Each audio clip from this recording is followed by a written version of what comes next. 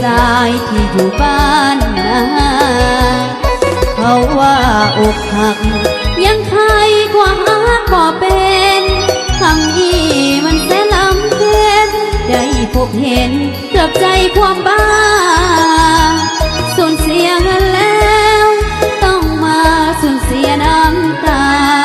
ถูกลวงจากสาวปริญญาดังฟ้าผ่าลงให้ตายอวยพรสาวผู้อยู่ดีเถิดนา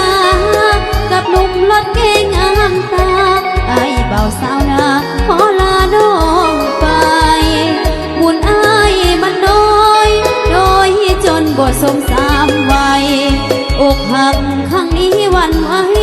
หักน้องเต็มใจบ่สงสารผู้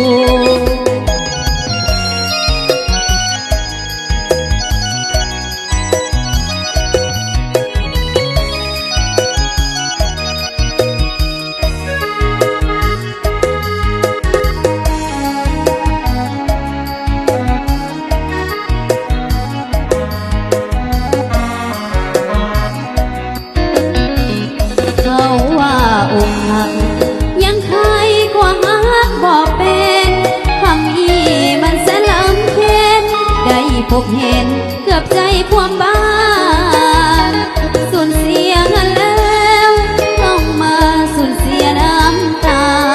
ถูกลวงจากสาวปริญญาดังฟ้าผ่าลงให้ตายอวยพรสาวผู้อยู่ดีเถิดนากับหนุ่มรถเก๋งงามตาไอ้เบาสาวนาขอลาน้องไปบุญอ้ายมันน้อย